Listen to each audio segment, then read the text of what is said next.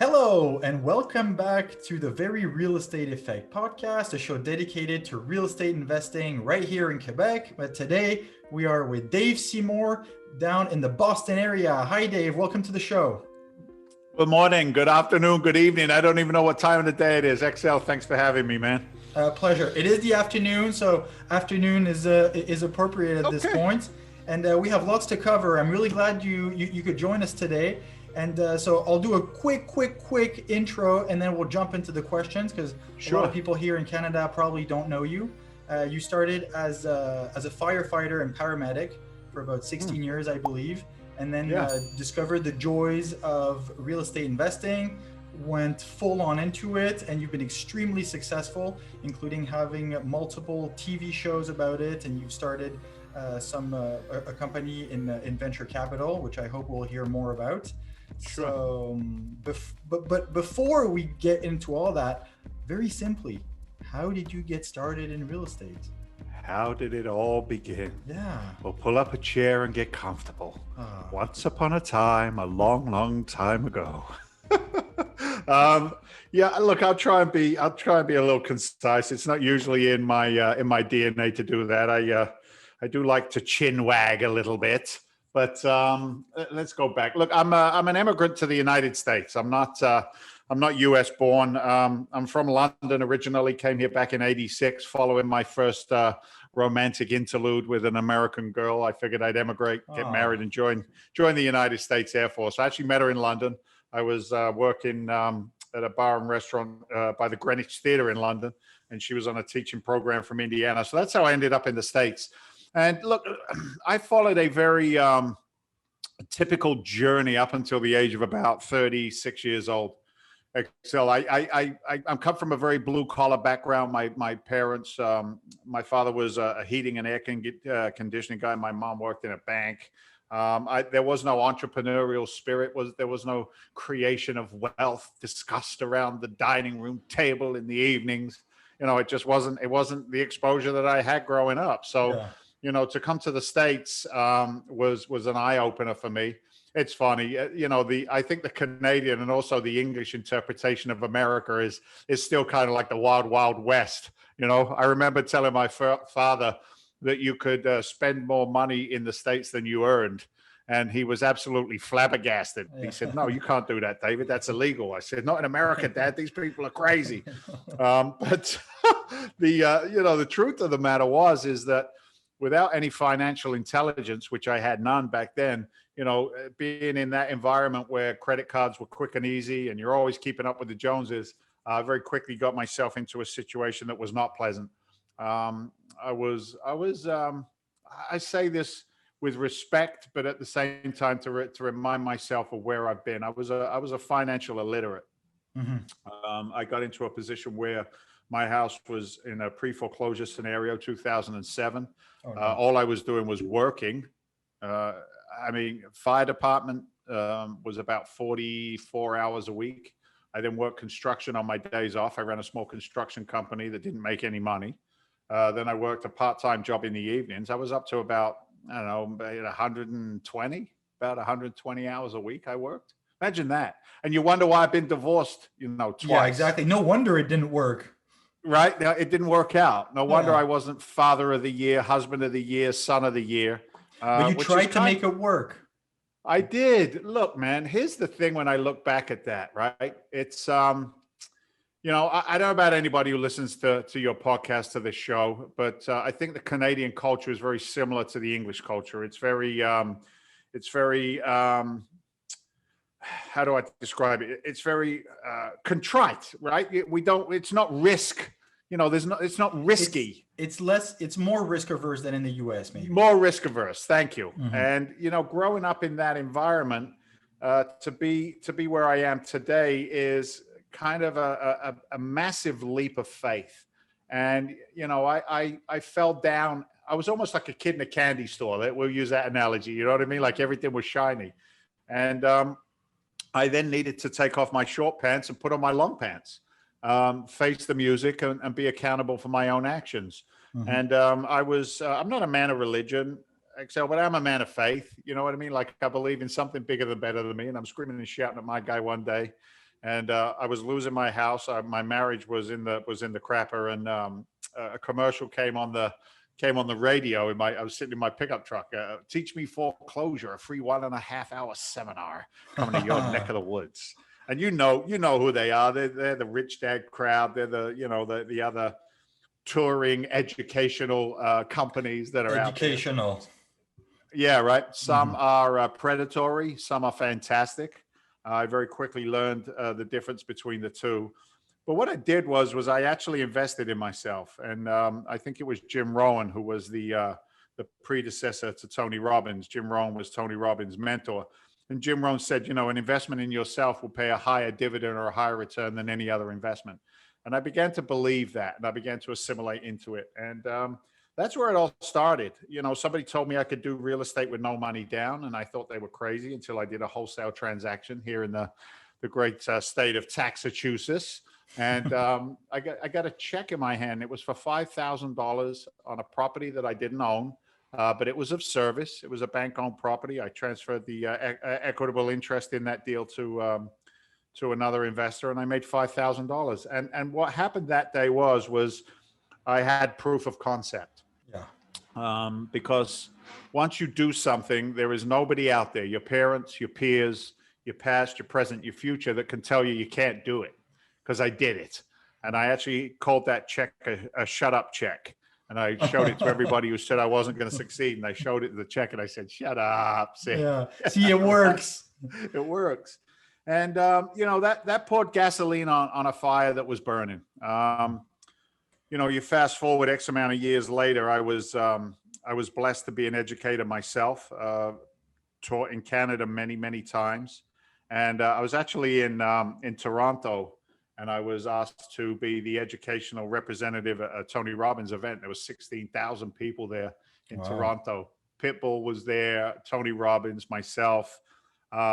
Who's the ex-Canadian mounted police officer? He's a famous entrepreneur up there who used to run Boston Pizza, I believe it was.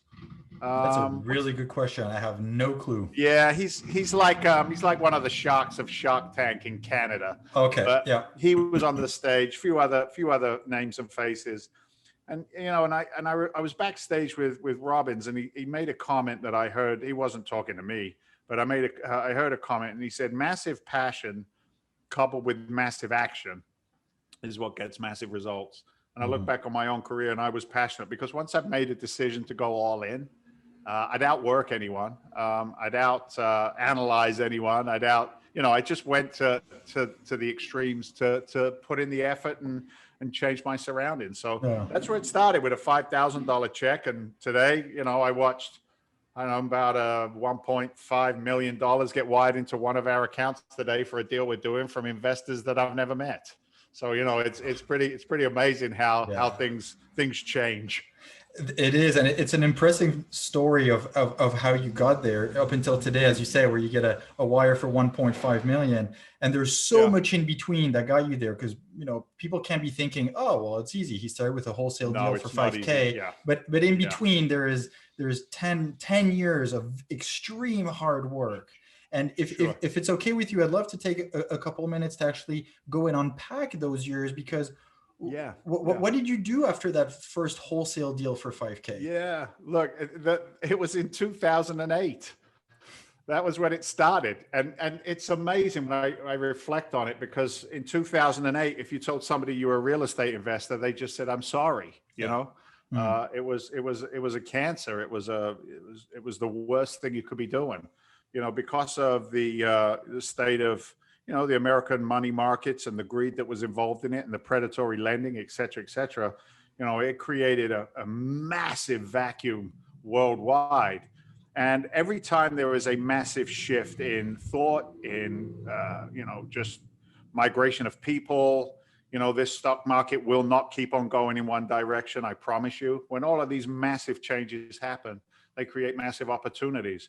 So that first wholesale check was the catalyst, or as we say in the fire department, it was the incipient phase of the fire, the beginning. And I never looked back. I did another wholesale, then another, then a wholesale, then a buy, fix, and flip. And then I carried on building my network, and I met other investors. And then the guys that I was learning from said, you should go teach it. And I'm like, I'm still broke. What do you mean teach? They said, just teach what you know, teach what you've done, teach what we taught you. And I went, okay. And I went out and I taught. And without getting, too corny with it, my network and my net worth began to parallel each other. I was no longer hanging around with broke people with broke mentality and broke vocabularies. If you show me who somebody gets their financial advice from, I'll show you what their financial future looks like. That's what a guy said to me. Yeah. So I continued to be in motion, right? To always be looking to do the next thing. Along the way, over those next 5 years, I built up my own personal portfolio. Maybe we maxed out at about 100 doors, not a huge portfolio, but it more than doubled in value over the next 5 years. I learned to use other people's money. I learned to work with private investors. I'm very proud to say I've never lost one dime nor missed one payment to a private investor ever in my career. I've always followed through and been able to commit. I learned the power of being conservative. I also learned the value in walking away from a deal rather than always trying to do a deal. Have I left millions and millions and millions of dollars on the table for somebody else? Absolutely. And I sleep well knowing that I've done that. So we just kept moving forward. I got to the point where I became a lender myself, both as a private money lender and also as a hard money lender. And it's just been a progression to always be, they call it leveling up. Excel, right? If you're the smartest person in a room, you're in the wrong room, right? Always surround yourself with people who are doing bigger, better things. So I began to level up my game into the commercial world. And, today I'm working with my partner, Walter Novicki, he's been investing since 1986, 25 plus years investing in the Florida market. Wow. And we've just dialed in what is the next big thing in real estate, post COVID. There's something that is very powerful in being able to stand in your own truth. And what I mean by that is I'm pretty much at a point in my career now where I've touched every component of real estate. I'm not an expert in every component, but I've touched, most pieces of it to be able to be safe for somebody else to invest with us, and at the same time be competent enough to know what is a transaction to execute on and what is a transaction to not execute on. And there's as much value in walking away, like I said, from a deal as there is in doing a deal. So definitely. Look, man, I've dug ditches. I've poured footings. I've worked a chop saw, not very well. I'm not the best finished carpenter under the sun. But what I have been able to do is to relay a story based in truth. And people want to know that the story is right. They want to be able to relate. They want proof of concept. And when those things all align, then the work, if you will, is no longer work. Like, what is it they say? Entrepreneurs usually quit a 60-hour a week job to work 120 hours a week for themselves. And I was already at 120, right? I was already at 120. So, no worries. Now, it's interesting in what you said, and there's a few items I'd love to go back on. Like, you've really showed the progression of investing in yourself and learning each piece. And because for real estate, you don't, as you said, you don't necessarily need to be an expert at everything, but you need to understand a little bit of everything in order to make the decision of, is this a deal and a transaction I want to move forward on? Or sometimes just having the honesty to yourself to say, you know what, I'm not comfortable with it. I don't like it. I'm going to pull the plug. I'm walking away. And it was one of my mentors who told me, some of the best deals you make are the ones you don't close. Correct. It's the truth. And he also told me, like, don't fall in love with your deal. You want to make it work. You're willing to tweak the numbers a little bit and be optimistic. But at the end of the day, it'll come back to bite your butt. Guy said to me, if you don't have multiple exit strategies, you don't have a deal. Yeah. And I remember thinking to myself, what do you mean? And in the single family business, is it a wholesale? Yes, good. Is it a buy, fix, and flip? Yes, good. Is it a buy, fix, and flip and hold? Yes, good. Well, I got 3 exit strategies right there, right? The Burr method is the new, what the new cool kids on the block are calling. I'm like, you Wallies, I was doing that 15 years ago. But, you know, being able to have multiple exit strategies, why is the question? Why would you want multiple exit strategies? Because we have a responsibility, whether using our own capital or somebody else's money, we have a responsibility to hedge the risk, right? Hedge, hedge, hedge. Have you boxed out this deal so that really it'll only take an act of Congress or an act of God, right? To turn the deal, to squeeze you. To squeeze the deal out. You know, it's big boy time when you're the custodian and the steward of other people's capital. Because think about it for a second, other people's capital isn't just money. Money's a tool. It's an inanimate object. That money represents somebody's dream, somebody's retirement, somebody's wedding energy. plans. Energy. So, you know, to be an expert takes approximately 10,000 hours, I think is the latest statistic. So, you know, if you don't have 10,000 hours to be an expert in real estate, or you have the time to get the 10,000 hours in, but if time is your enemy and not your friend, then, you know, I always learn to be able to level up and partner up with other people who have already invested that time to be where they are in their careers, and then, you know, jump on the bandwagon, as they say.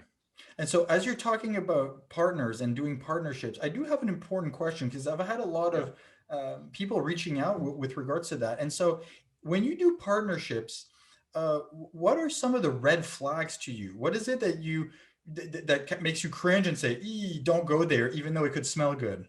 Yeah, what a great question that is, man. Look, I'm 54 years old, so other people's opinions of me are none of my business, okay? It doesn't matter anymore. I don't have to prove anything. I don't have to show anything. So what I mean by that is this, is what's more important to me than anything else is alignment, core values. I'm not interested in people who want to do real estate so they can get a Rolls Royce and fly in a private jet. If that's a side product of why you do the business, fantastic.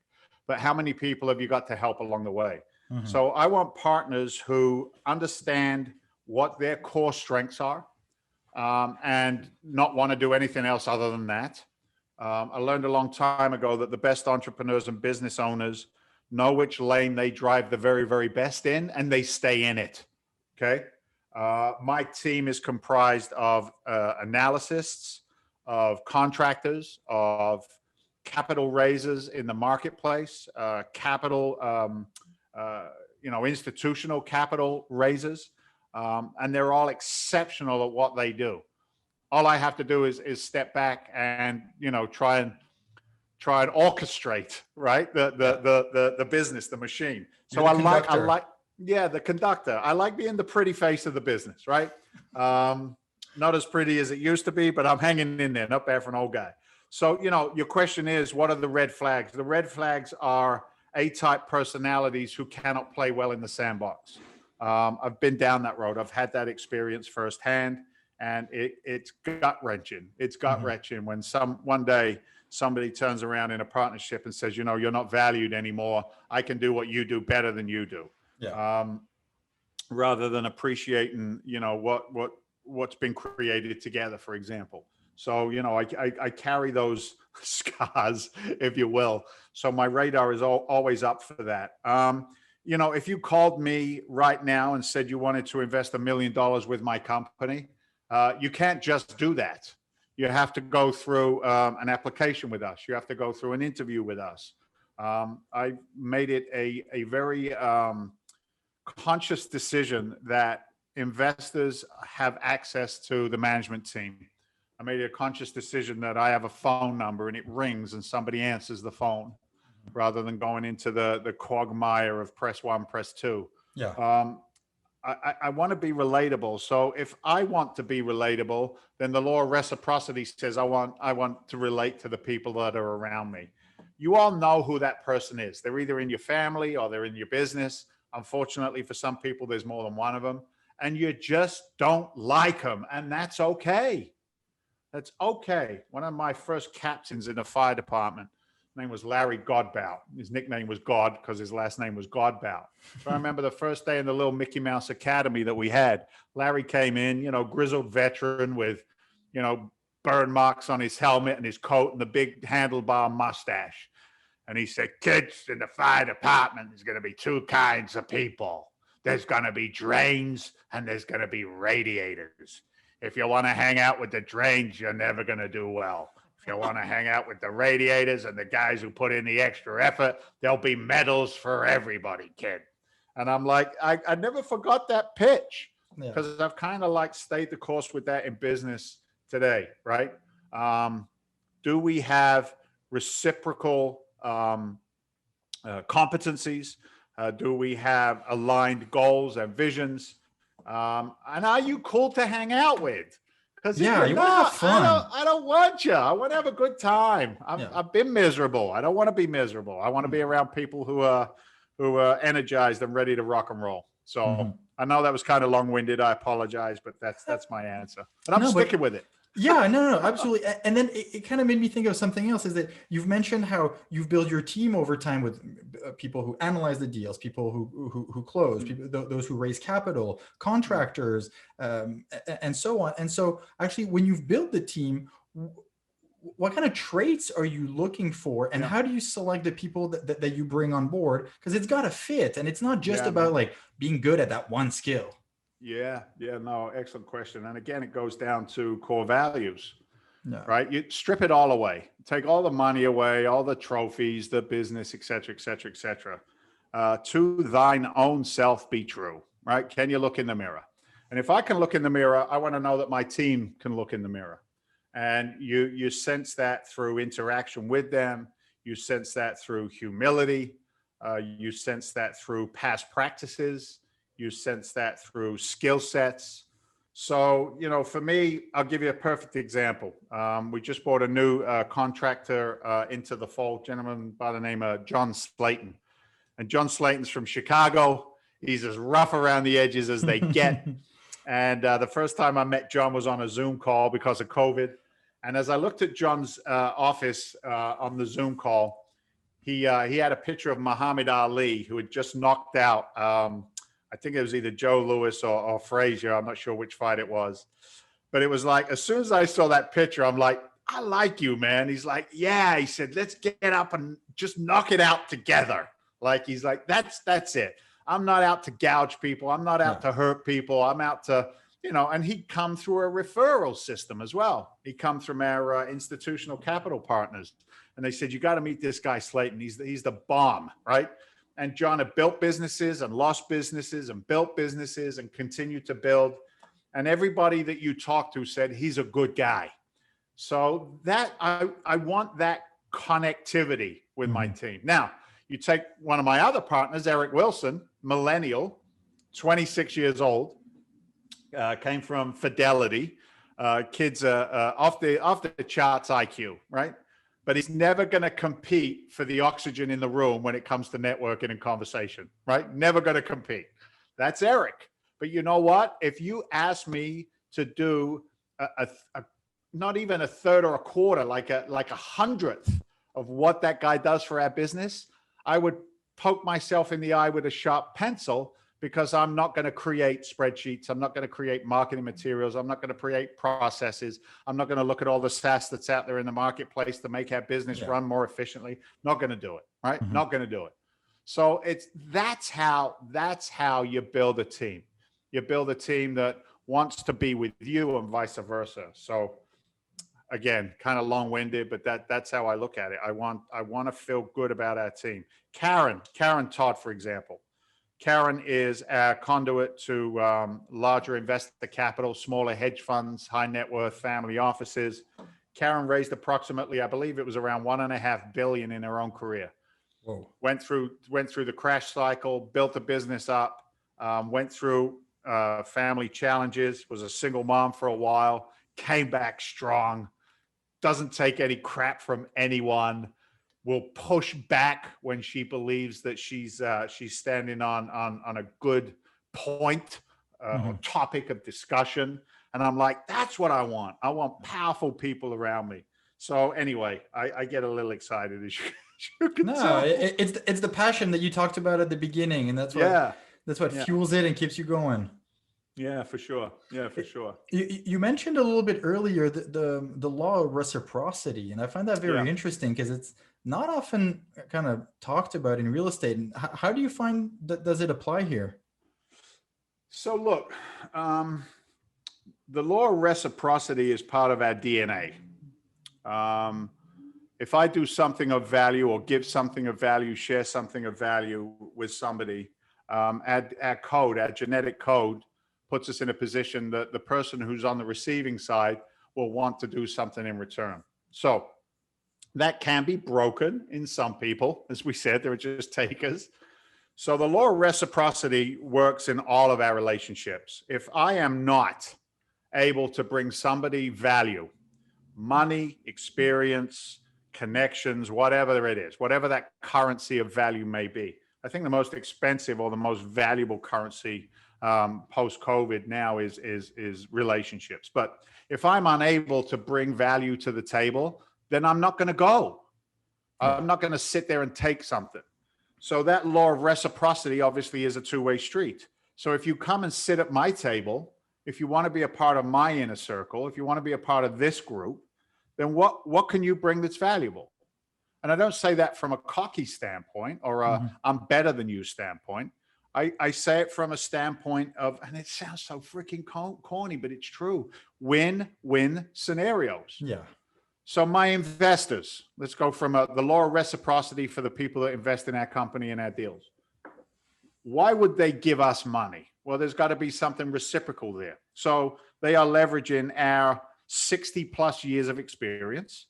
They are leveraging our ability to find off-market commercial multifamily real estate transactions. They are leveraging the fact that we have the skills and the infrastructure and the team to reposition those assets, to put in our management company, to put in our property managers, to put in our debt stack, our capital stack with our banking relationships, to put our marketing teams on there. So they leverage all of that. And what do? They bring capital to the deal. So there is a fantastic law of reciprocity. And in return, we target out double-digit returns for the use of their money. That's what I do for them, right? Yeah. So, you know, that is reciprocity. That is reciprocity from the investor level. And I look for those value interactions in everything that I do. Let's use us as an example, right? Maybe we expect it to be, otherwise we wouldn't be here, that there is value for both of us in doing this podcast.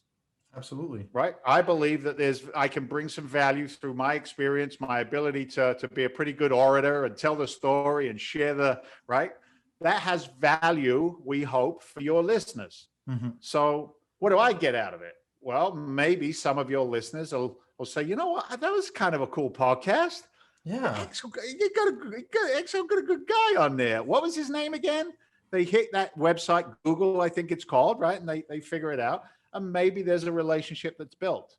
So I always like to go out, just to sum up reciprocity. I like to go out and everybody starts at 100 and loses points through being a bad operator or a bad player, if you will, rather than everybody having to start at 0 and gain points. Absolutely. I like to be optimistic rather than pessimistic. I like to find why things will work rather than why things won't work. And if I can stay that journey, I promise you, my friend, magic happens. Yeah. So that's reciprocity in a nutshell. I love how you explained it, because I've had to re-explain to so many people the difference between a zero-sum game and a one-sum game. And in every transaction that we've done, in negotiating with owners, for example, we've always been obviously very respectful, but also making sure that they get out of it what they want. Because the last thing I want is, I can buy a property for cheap, but then I don't want some angry owner disappointed about the transaction and he felt like the rug was pulled under his feet. And I always tell people, like, as long as you create win-win situations, everyone will be happy. And I'm a huge believer in karma, and that karma, it will come back to you. It will positively come back. You don't know how, and it might be 3 years later, but this one owner that you did a transaction with where you went the extra step and you didn't have to, he's going to call his neighbor when he wants to sell and be like, you got to sell to Excel. It's going to be a quick and easy transaction. And so I agree with you that, I don't know if I would have called it the law of reciprocity, even though that's exactly what it is. That's what it is. Yeah. Yeah. I just always think of it as the one sum game where everybody wins instead of me losing. Me winning means someone else losing. Yeah. Look, and if you choose to be an active investor, you will have to take some of your own scars. You're going to have to take some of your own lumps and bumps along the way, right? That's just life, man. Nothing is perfect. But what happens is with time, the way that you navigate the landscapes in front of you becomes a lot easier than, what it was. I was talking to a retired NFL player today, and smashing guy, just a great guy.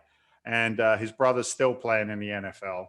And they're looking to do something. Like the retired NFL player is a realtor, done a little bit of stuff in his market, but he's like, what's the level up, Dave? What's the level up? And I'm like, what can you give back? And the community that they grew up in was a very depressed community here in the States. And it's like, well, I've got a team there. Let's put my team with your story, NFL story, and your dreams. Let's go back to the community that you grew up in, and let's see if we can do some great works and make some great money at the same time.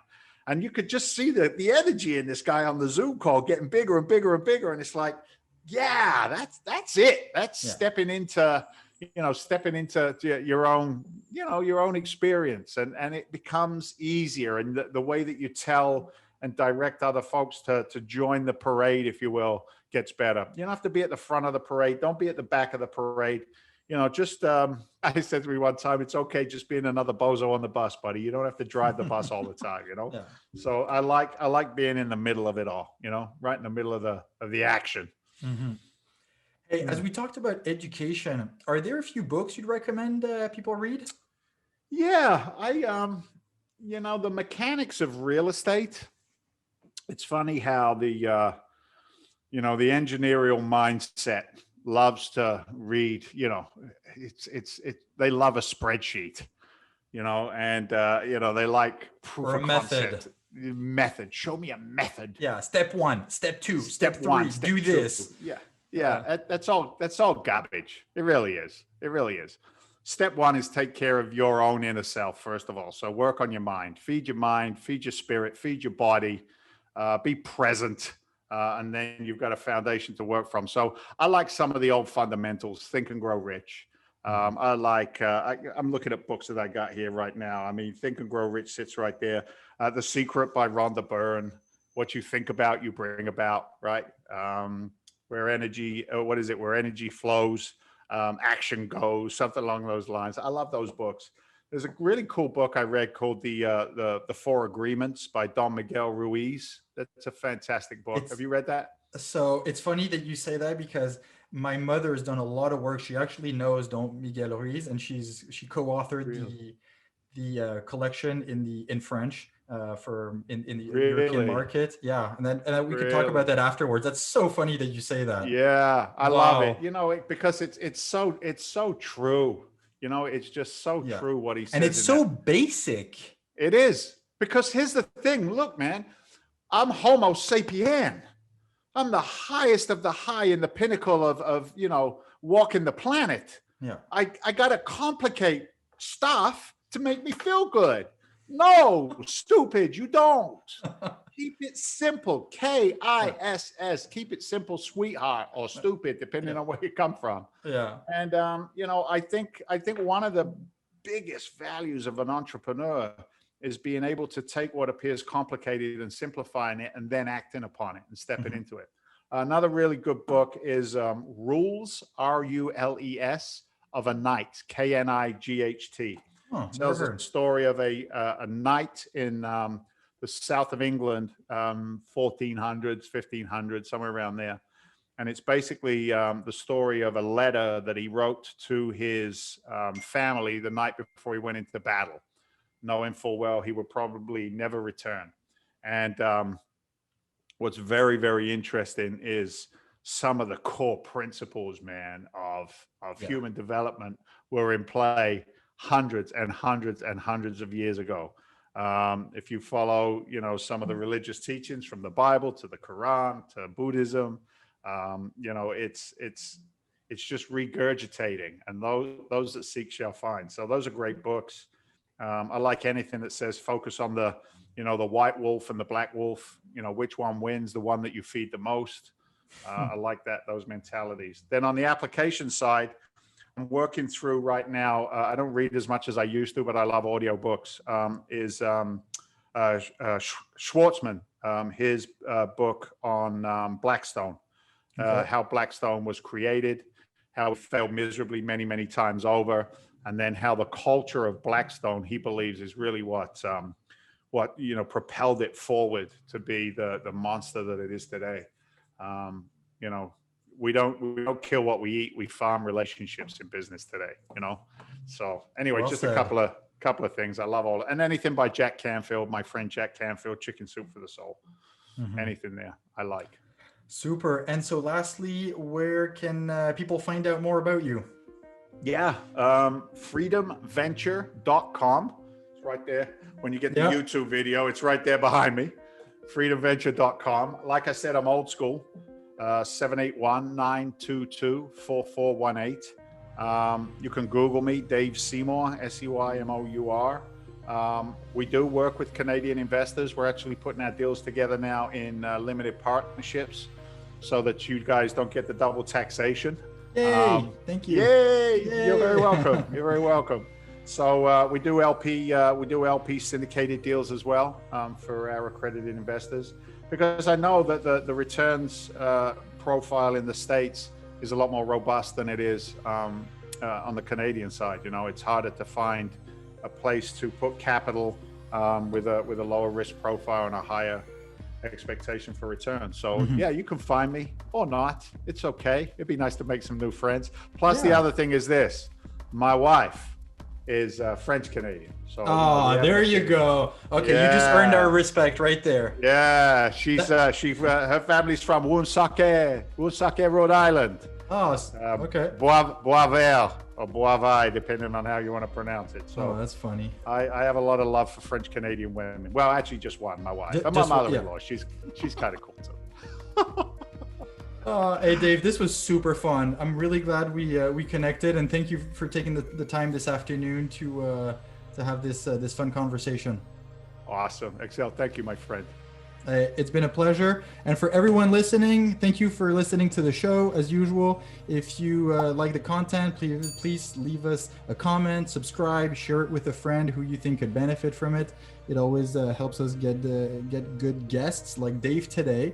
And in the meantime, go buy some properties, go invest in yourself, and we will talk again next week. Thank you and goodbye.